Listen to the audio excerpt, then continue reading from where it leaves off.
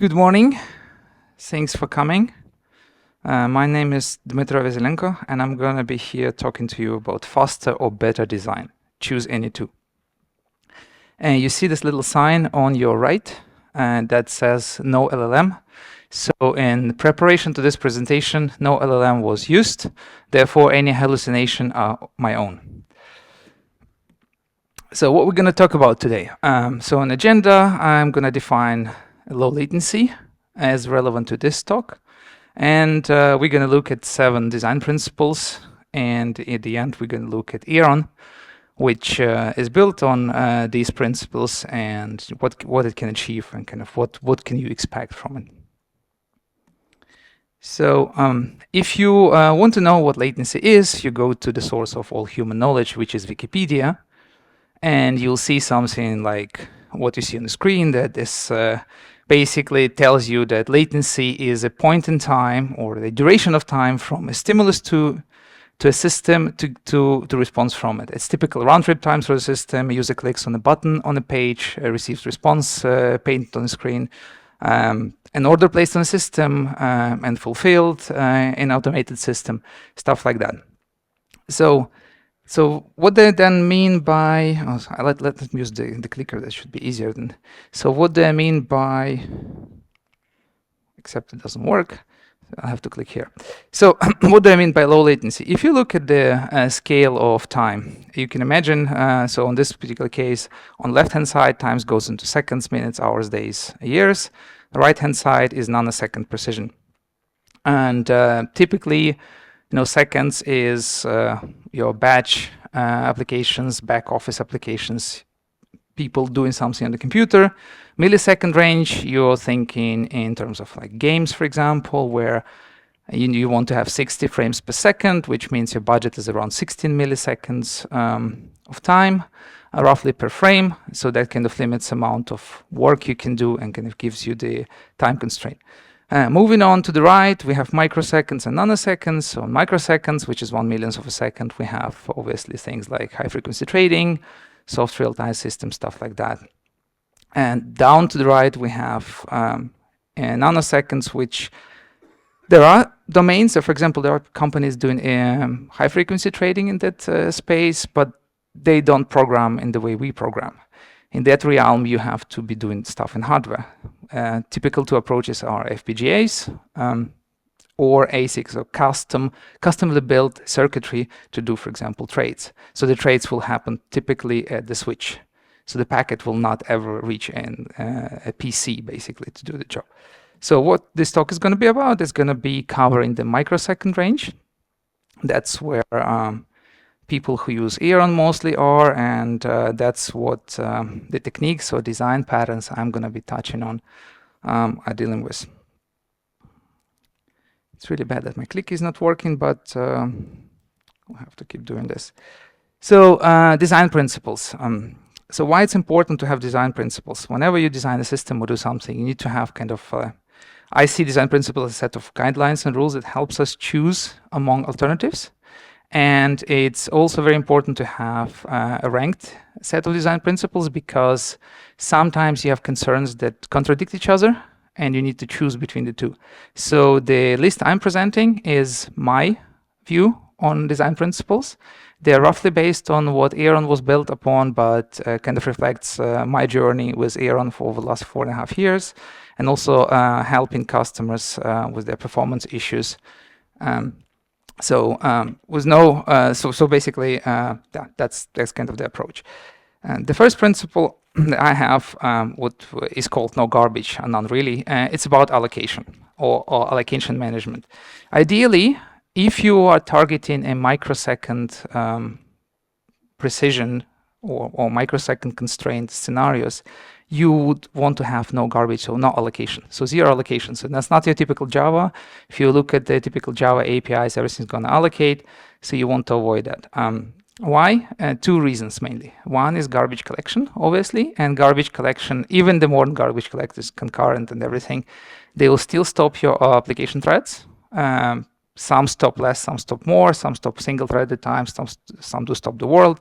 but those pauses will typically be longer than your SLA in the space. So if you are targeting a single-digit microsecond SLA and the garbage collector stops for 10 milliseconds, you lost so many orders already. So you're already out of your SLA window. You have a breach, and this just doesn't work. Another reason is that if your code is allocated in a lot, allocation is guaranteed, basically cache miss at that point.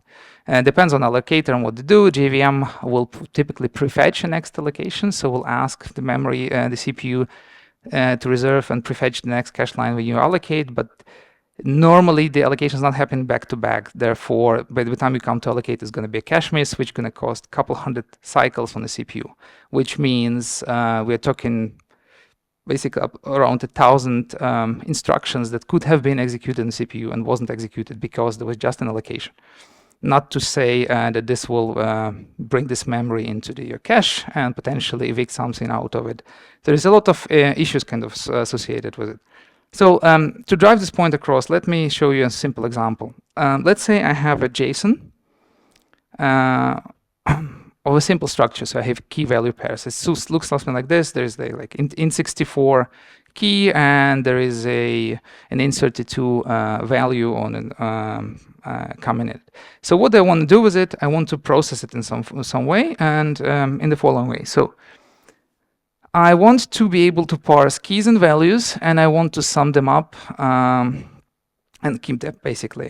For that, if you use JDK, I would use something like hashmap to store it and keep kind of running some. So what you see on the screen is the JMH benchmark that does that. I have over 1 million of those little JSON snippets, and there is about 1% of unique keys in there. So keys will repeat, but the values will change.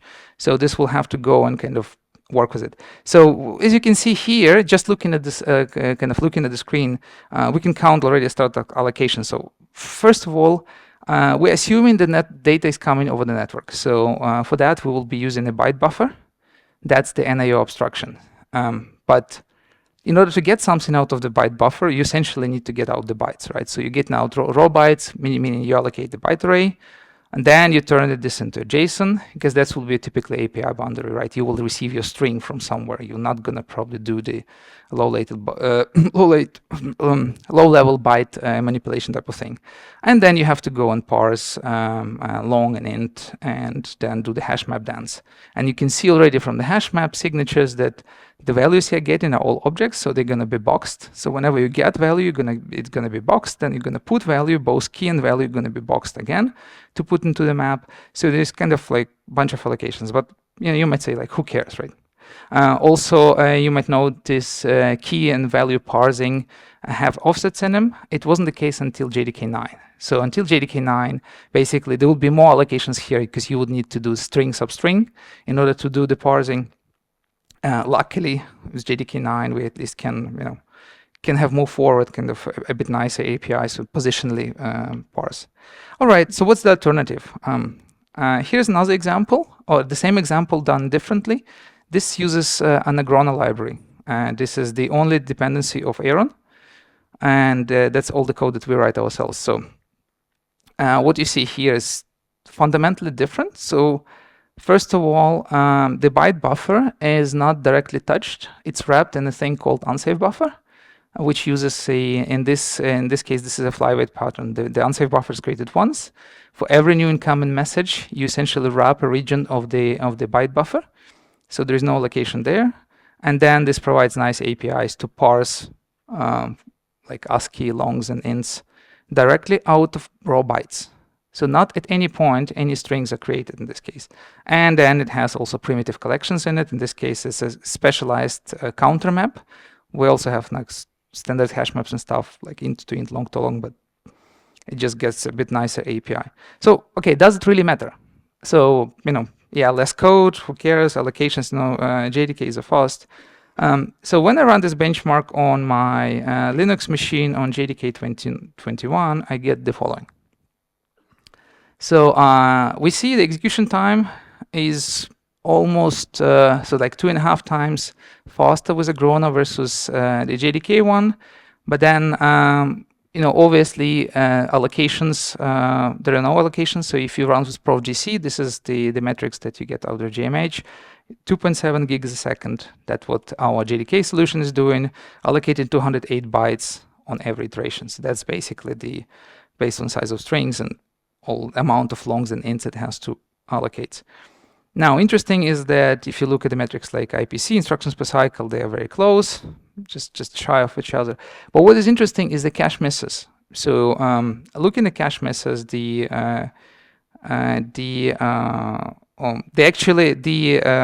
labels up there is just wrong. So you have to read them backwards. So the one that is 0 allocation is actually Agrona. The one that is bad on the right-hand side is actually JDK. That's the slide where, things happen. So you can see, for example, the JDK one wrote 9 cache misses versus 2.5 cache misses for Agrona, but it's not a coincidence. If you see the number of floats and done in one of the cases, about roughly 3 times off from each other. So you have essentially kind of roughly 3 times performance because there is 3 times less loads, 3 times less cache misses, and 3 times less branches, and roughly 3 times less cycles. If you look at the bottom of the screen, you see 130 versus 350. So yeah, that's the costs of garbage. So let's say you want to reduce the amount of garbage in the system. How would you start, or what would be my recommendation? I suggest you start at the boundaries of your system.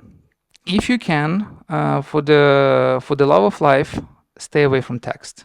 Do not use text encodings, meaning no JSON, no XML, no bad stuff. It's 2024. We all can use binaries. There are tools that help us there. There's a ton of good binary encoders, ASB, CAP, and protofloat buffers. There are also binary encoders that are less good, but any binary is going to be better than text by far. If you cannot, use at least proper parser or library that helps you deal with it with the less amount of garbage possible. Flyaway pattern is your friend. So if you have DTOs or some objects that you use can validate bytes of the network, keep those around and rehydrate them with the data incoming. So don't create a new one and just populate like you've seen what unsafe buffer was doing. You just wrapping the raw bytes, keeping stuff, so avoiding allocation there. Use good APIs or find libraries that have. For instance, for common tasks like number parsing and so on, there are other alternatives to GDK that doesn't force you to go from bytes to strings to parsing. You can directly go off raw bytes parsing, stuff like that. Primitive collections, very big one. I see it most of the time. People don't use primitive collections. People run away from things like arrays. I don't know why. Arrays are great. I mean, they're built into language, especially primitive arrays. They are x times smaller. So if you take an integer, it's a 4x difference, 16 bytes versus 4 bytes. So you can fit 4 times more data into the same essentially data structure, but without using boxing. If you need more sophisticated collections, sets, lists, etc., look at Agrona, Eclipse collections, FastUtil, and other open source options that are out there. All right, so once we tackle garbage, what's next on the list? For me, it's natural batching. So the key is batching. What's natural about it? So in essence, what we want to do, we want to go from doing individual writes to a resource, which are happening in sequence, typically one after another, to batch writes. Why doing batch writes? And basically kind of economies of scale, so to speak. That is, you want to amortize the cost of crossing the boundaries of talking to the resource. Typically in networking, for example, you send a network packet. It's 1500 bytes. You want to send 1 byte. You can send 1 byte at a time, or you can send 1500 bytes at once. What's more efficient, right? So, or doing a database write, as writing 1 row at a time, or doing a prepared statement with like 10 rows, 100 rows, or taking syscalls, right? You're doing syscalls. You wanna amortize syscalls, or syscall overhead, because otherwise you're limited to around 500,000 calls per second anyhow. So, okay. So what is natural about batching? And so what natural stands here for is that it's an approach to batching which, if done right, can not only amortize costs and increase throughput, but also reduce latency. Well, if you look at these pictures, like we have to kind of wait for stuff and package them up. Where is the reduced latency? Well, it depends how this thing is done. So the approach I'm going to present here is what we use in Aeron, and it was coined about 10 years ago by Martin Thompson, the creator of Aeron, as part of work on the disruptor. So the idea is you want to decouple your resource you're writing to from the threads that submit to it. And once you have that, you essentially, and you have an efficient data structure that goes between the two. So in this case, you have a sender thread. It's not going to write to the resource. It's going to write to ring buffer or a queue, which if it's lock-free one, that's what you want. And then there's another batching thread that writes off the back of it. So how does it help with reduced latency?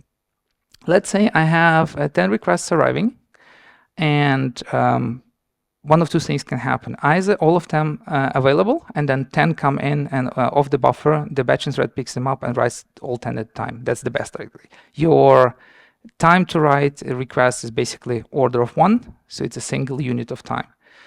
In a system where there is no batching, you write in everyone sequentially, so the first one arrives at time 1, the last one takes time 10, so 10x, right? That's basically the cost. Now, if you have this system and let's say the batching thread wakes up and picks up, let's say, just one of them, then it writes one and at time 1, and then on the next iteration, it's going to pick up other 9 and write them at time 2. So you go from worst case scenario of 10x time to 2x time, so amortized cost, and typically you are looking at much nicer and kind of average times of doing like as at an order 1 timing. Where you can see this stuff like that, for instance, in Aeron, we have, when you publish something through a publication, it doesn't go directly over the network, it goes into the log buffer, and then in Aeron there is a sender thread that is doing exactly this, basically. It picks it up off a log-free data structure and ships off networks in nice MTU-sized packets. Very, very powerful idea. The biggest win when using batching is actually come when you go from doing 1 by 1 to actually doing in the increments of 2. You will see the biggest win typically. But yeah, it's very powerful. So yeah, take note. Threading, my favorite topic or not favorite topic. So what I advocate here is that threads are evil. We should not be using threads.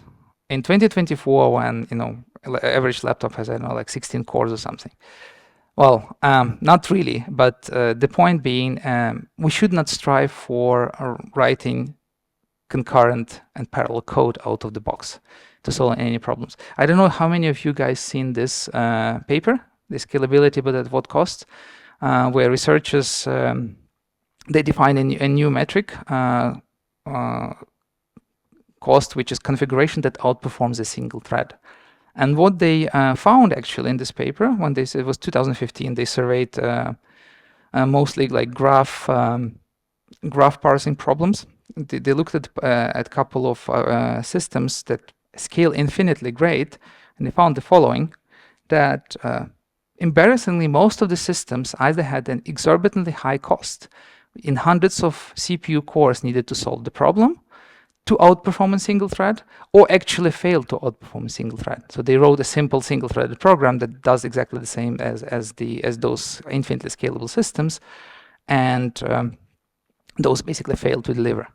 So like after reading this paper, I thought to myself, okay, so we are, it's been very advertised to use like parallel streams and lots of stuff, use your cores and great. And people throw around this buzzword called embarrassingly parallel problem, right? Those are problems that basically you will never have, but those are things like you want to sort an array, you can chunk it up and give it different cores to work on it, and you join them at the end. Brilliant. Well, I want to propose a new definition of a embarrassingly serial problem. That is the one that you should be embarrassed if you ever try to attempt to write a concurrent code if a single-threaded solution is just enough to solve it. And technically, What I've seen people do in their code bases, and can easily replace lots of parallelization with just like single-threaded code, and much faster and much nicer. And that's one of the key design principles, for example, of Aeron cluster, where we help give people the model where the services are single-threaded. Very easy to debug. Very easy. There is no concurrency. There is no logs. No nothing. Super great model.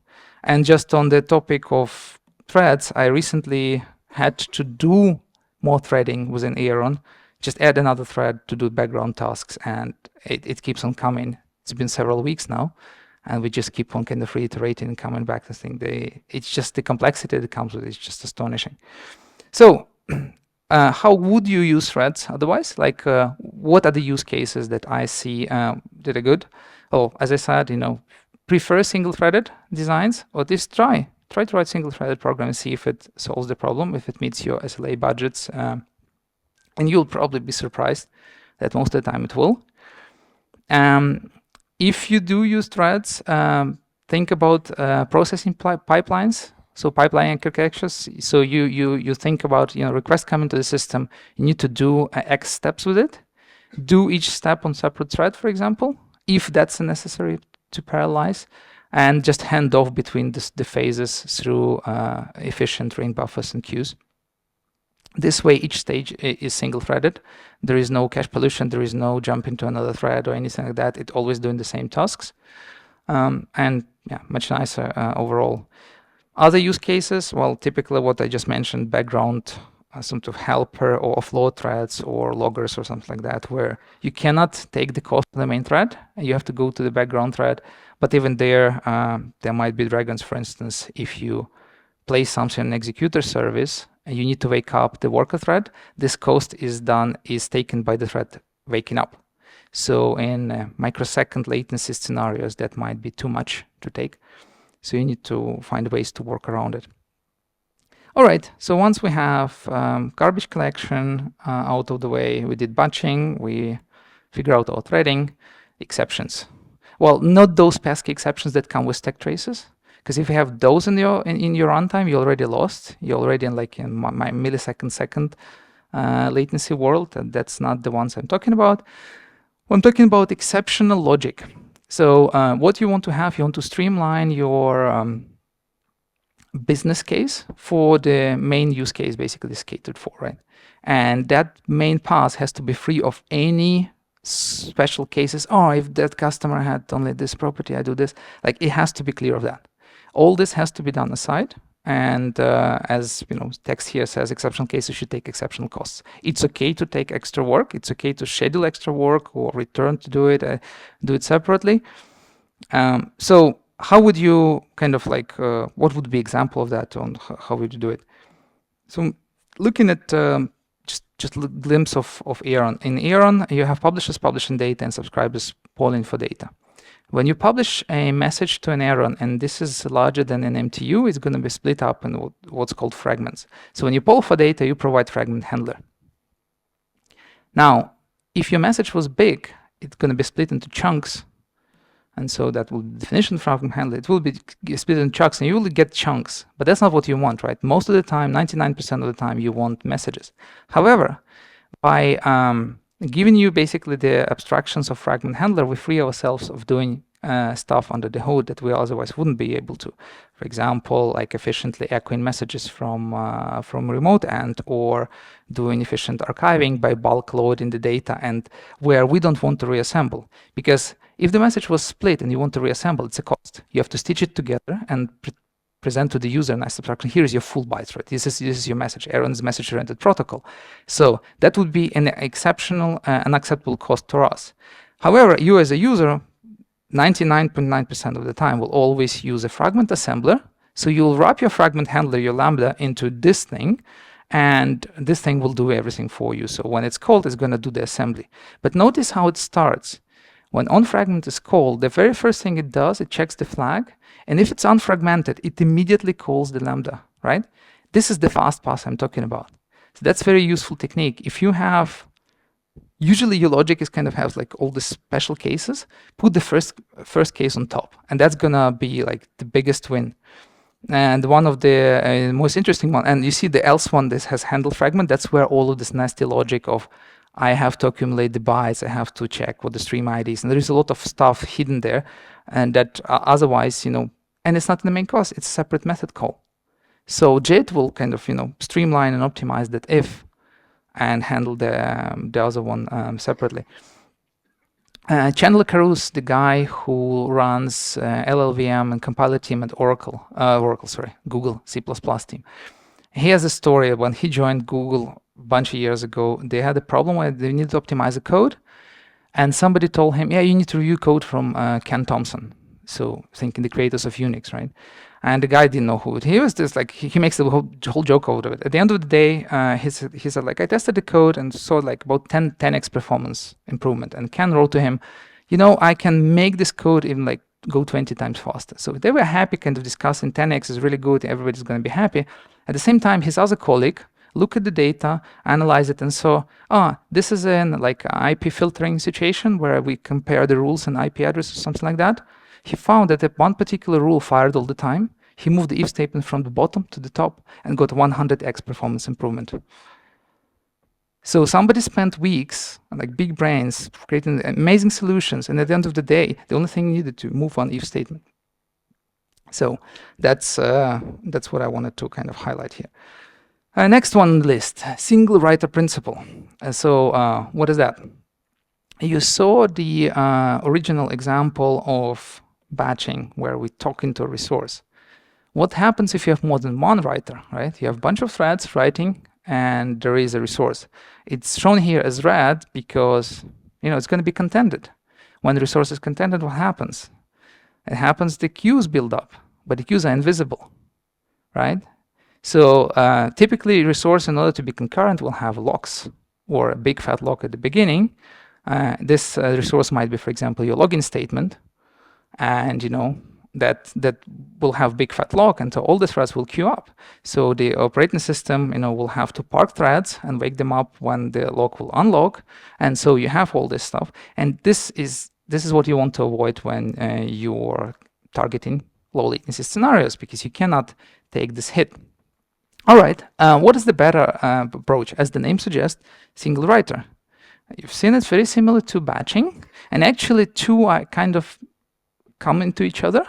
They complement each other, and it was a very powerful technique. So essentially, you go from directly talking to the resource, you put a ring buffer in between. If you want the good ones, look at Grona. And they will really fast put something into the buffer and then leave. If the buffer is full, they can then back pressure. You have other options on your list. Instead of just blocking and kind of taking away carrier thread in the virtual threads peak, you can go and tell your user, 503 service unavailable. You can tell whoever called you something else, or you can say take a compensating action. You can say, I cannot put this on the queue, but I can do something else and maybe retry. Have your own like little array list type of thing where I'll retry those that failed, and kind of there is such a world. But what it opens up for the resource, now resource is uncontended. The resource, the thing we're writing to, can be database, can be file, can be anything, doesn't have to be concurrent anymore. So you can remove all this locking, it becomes single-threaded, becomes much nicer, much easier to test. And then you have things like, I can do batching. Now you combine batching and no concurrency into one cool thing. The key here is, of course, proper ring buffers and queues. You don't want to use JDK queues, they allocate. There is a bunch of them that are unbounded. You want this queue to be bounded, and you want this to be lock-free. You don't want to take any pause or any kind of blocking of a thread. You want to immediately know whether you were successful putting stuff into the queue or not. All right, with that out of the way, what's next? Sharing. Sharing isn't caring. So once you're in the world of having multiple threads in the system, there is always a, how shall I say? A desire probably to keep like a single copy of data, and have like concurrent data structures and access them from multiple threads. And this is really bad because again, it comes with logs, it comes with concurrency issues, it comes with threads blocking each other potentially, can causing cache line invalidations and stuff like that.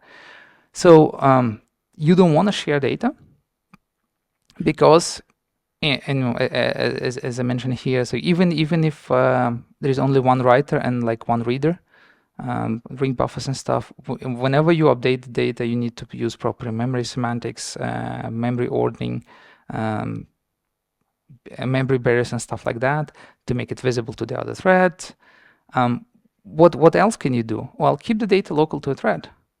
Especially especially if your threads are different, like your writer threads and your batching thread or single writer thread that was talks to the resource, they have different things. So naturally, their data sets are kind of unrelated to each other, and the way you talk between threads is by message passing. And the message passing, you saw this example, you have a queue, you want to talk to another thread, put something in the queue, this thread will react from this queue. It can be from, take this and do something, log it or whatever, to update your state based on this event. Here's an event, I did something. So thinking like pipelining, you have step 4 talking to step 5, saying, I've done this chunk, now it's yours. So chunk is passed. This way you can have data copy once, and you just pass it from one stage to another as well. You don't have to kind of, even allocate. You can just say, okay, I'm passing a pointer, like this was my class, was my, my data carrier, updated from the previous stage. You just pass it on the ring buffer. When the other stuff picks it up, it knows it's the sole owner. There is no concurrency, no logs involved. Very important. And last but not least, about copies. So as I said, once you have, so there is kind of like, on one hand, you want to have a single copy of data. On the other hand, you don't, you want multiple because you don't want to share. This one's kind of the opposite to the previous one. Avoid copies as much as you can. Because why? Well, copies are typically meant allocations. And if you allocate a lot, you cache miss a lot, you invalidate the data that was previously cached, and pick out that from the cache. So that's not useful, and you shouldn't basically copy at all if possible. And if you copy, it should be considered with like with the lifespan of a data. If you need to know who allocated data, shall I copy at this point? If I copy at this point, do I miss some updates to it and stuff like that? It becomes a really complicated issue. If you don't copy, what you also open up is kind of a world of zero copy. For instance, use cases, I'm going to show you an example from Aeron, but there are more. So in Aeron, if you do an offer, and you need to offer a message, you have to provide a buffer, right? You have the buffer, and you say offset and buffer and length, like what is your message or messages that you want to send. And there's an alternative API with zero copy semantics, which is called try-claim. So instead of taking your buffer, and that's where your binary message is encoded, and offering it, you can ask for a memory directly. So essentially, when you say try-claim on length, if that succeeds, what you get back is a chunk of memory you can write to. So this buffer claim object that you pass, it will carry reference to the buffer, and that's basically a buffer for free. So you have two choices. One is you have your own buffer unrelated to anything, you encode to that, and then there is a copy, so Aeron has to copy from your buffer. Or there is like API with zero allocations where you say, you know what, Aeron, give me back the memory that is writable to me and only to me. I'm going to write to this, and I'm going to do commit afterwards. Examples of that in kind of real world network cards. Most of the network cards, like Soloflare, Xilinx, NICs, Mellanox cards from NVIDIA, they all have a DMA, so direct memory access, whereby you can talk to the device and ask it for its memory and write to the memory. Typically, if you send a packet, you would, like going through the BSD socket, you would do your stuff in memory, right? Let's say in Java. It will go into Java API. It will cross into the native buffer. Native buffer going to be passed to the kernel. Kernel will then have potentially 1 or 2 more copies, and then it will copy it out into the network at the network one. So these like copies all over the way, whereby if you use one of those direct memory access, you can technically from your program directly write to the card, avoiding all of the dance. And this is something that we are doing with premium extensions in Aeron, where we have extensions to talk to a specific card features and kind of utilize that. So with that, let me talk about Aeron. So Aeron is an open source project, started 10 years ago. It's going to be 10-year anniversary. It's a big thing for us. Aeron is three things. It started as Aeron Transport. It's reliable unicast and multicast UDP transport, message-oriented protocol.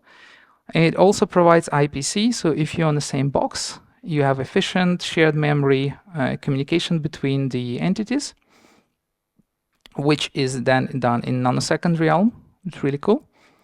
And then we have an Aeron archive, which is persistent streams. So thinking of transport, you send fire and forget. You send in message between the endpoints.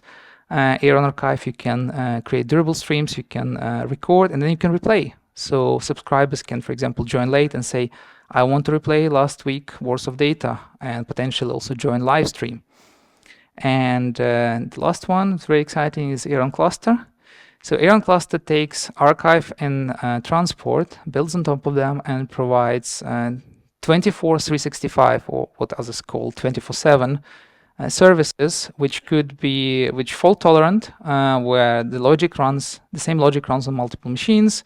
And there is a Raft protocol that runs on top of it, consensus. As long as majority of nodes are alive, your system gonna be up and running. Your clients will not even know that there's nodes that have been going out and there's elections coming and stuff like that. The way we build it, we encourage people to do, or actually force people to do, how do you say it, deterministic services and replicate the state machine.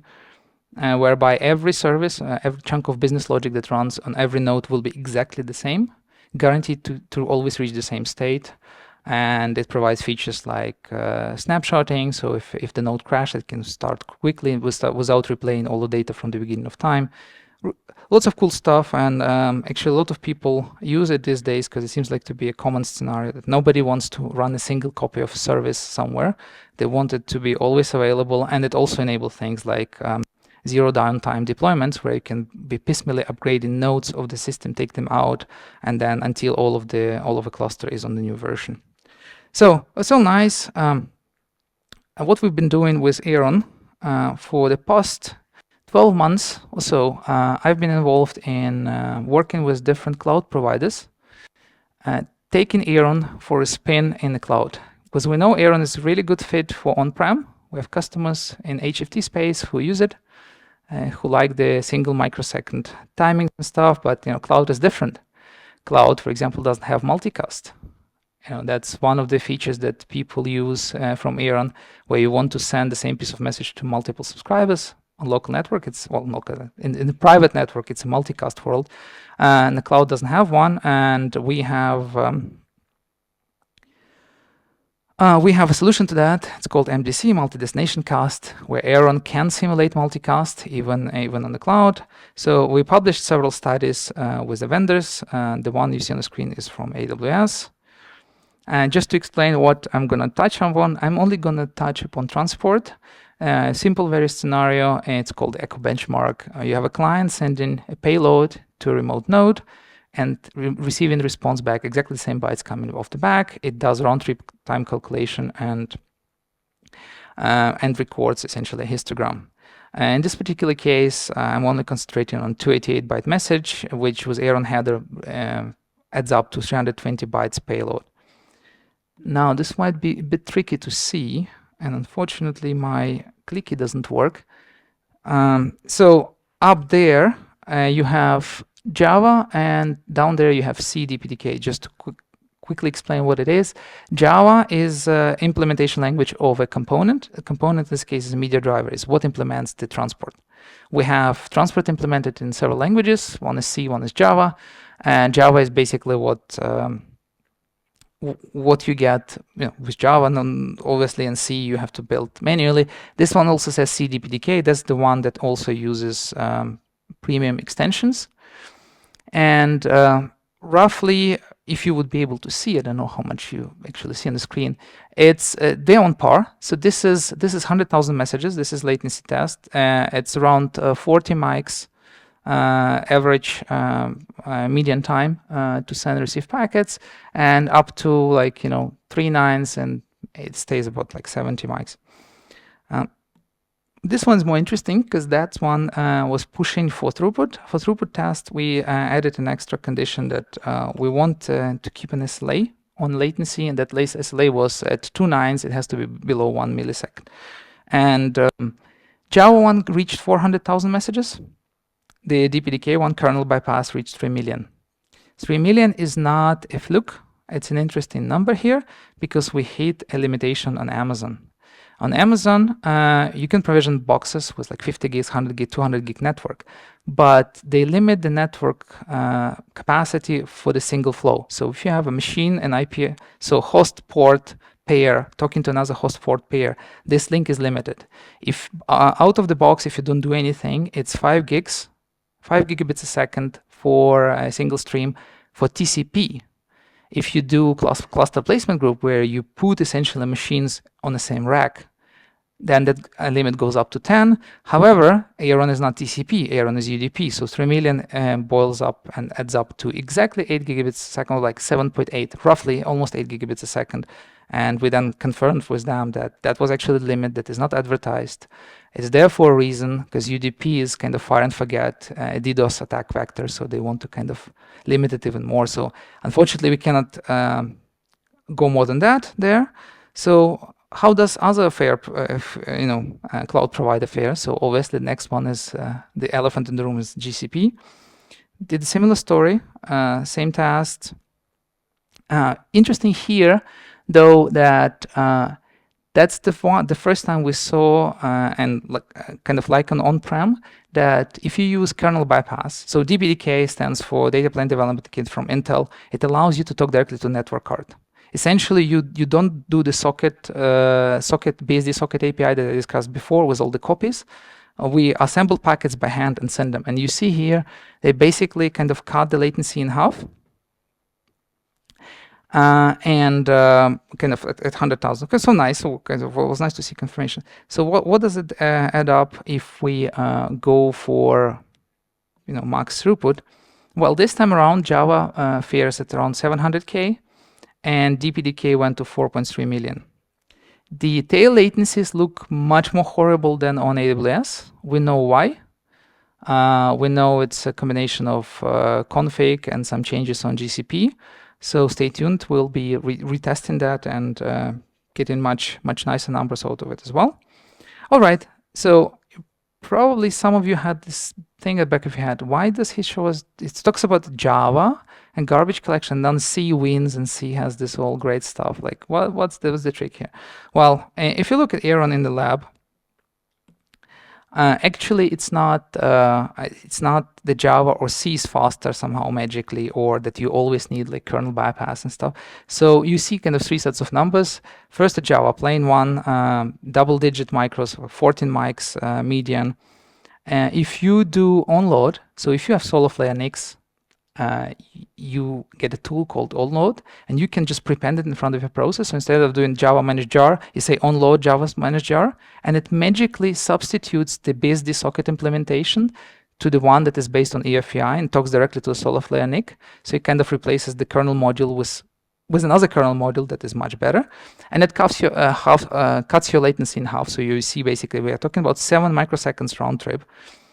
And interestingly, I have here down the bottom another C implementation, which is also it just uses the direct EFI approach, and it's actually not faster.